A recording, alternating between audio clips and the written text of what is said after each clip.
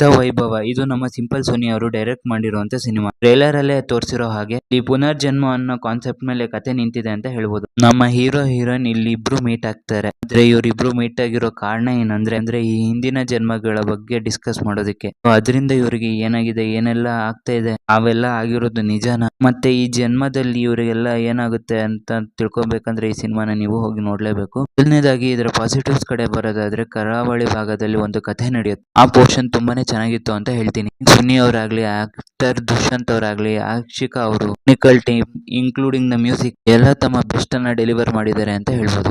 ಗಳಾಗ್ಲಿ, ಸಿನಿಮಾದ flow emotion ನಲ್ಲಿ land ಆಗುವಂತ ರೀತಿ ಎಲ್ಲವೂ ಬೆಸ್ಟ್ ವರ್ಕಿಂಗ್ ಅಂತ ಹೇಳ್ಬೋದು. ಈ ಪೋರ್ಷನ್ ಸಿನಿಮಾದ ಓವರ್ ಆಲ್ ಕಥೆಗೆ ಒಂದು ಒಳ್ಳೆ ಕಾಂಟ್ರಿಬ್ಯೂಟ್ ಆಯ್ತು ಅಂತಾನೆ ಹೇಳ್ತೀನಿ. ಇದೊಂದು ಸೀರಿಯಸ್ ವಿಷಯ ಇದೆ, ಇಲ್ಲೊಂದು ಡೆಪ್ತ್ ಇದೆ ಅಂತ ಅನ್ಸಿದ್ದು ಆ ಪೋರ್ಷನ್ಸ್ ಅಲ್ಲಿ.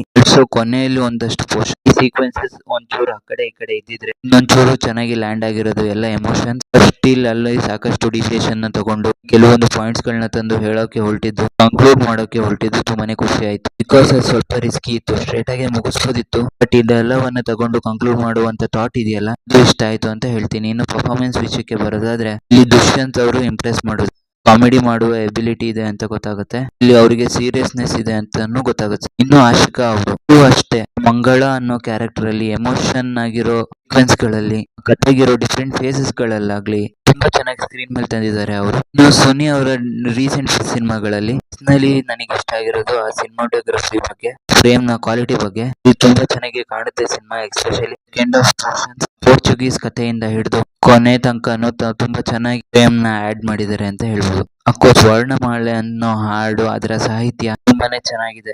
ನೆಗೆಟಿವ್ಸ್ ಕಡೆ ಬರೋದಾದ್ರೆ ಸಿನಿಮಾ ನನ್ನನ್ನು ತಾನು ಸೀರಿಯಸ್ ಆಗಿ ತಗೊಂಡಿಲ್ಲ ಅಂತ ಅನಿಸ್ತು. ಮೊದಲ ಸೀಕ್ವೆನ್ಸ್ ನ ಎಕ್ಸಿಕ್ಯೂಷನ್ ಅಲ್ಲಾಗ್ಲಿ, ಮುಂದೆ ಬರುವಂತ ಪೋರ್ಚುಗೀಸ್ ಕಥೆಲೇ ಆಗಿರ್ಲಿ, ಫೆಲ್ಟ್ ಲೈಕ್ 1.5 ಗಂಟೆಯ ಒಳ್ಳೆ ಕಥೆ ಹೇಳ್ದ ಹಾಗೆ ಇನ್ನೊಂದು ಗಂಟೆ ಸುಮ್ಮನೆ ಫೀಲ್ ಮಾಡಿದ್ದಾರೆ ಅನ್ನೋ ತರ.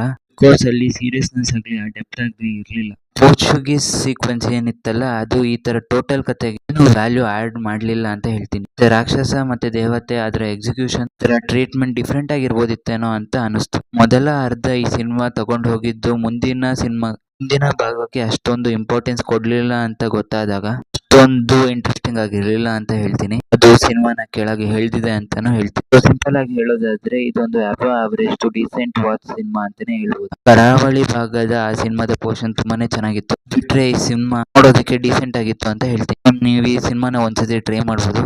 ನಾನ್ ಸಿಗ್ತೀನಿ ಮುಂದಿನ ವಿಡಿಯೋದಲ್ಲಿ. ಅಲ್ಲಿ ತನಕ keep watching and please subscribe to my channel.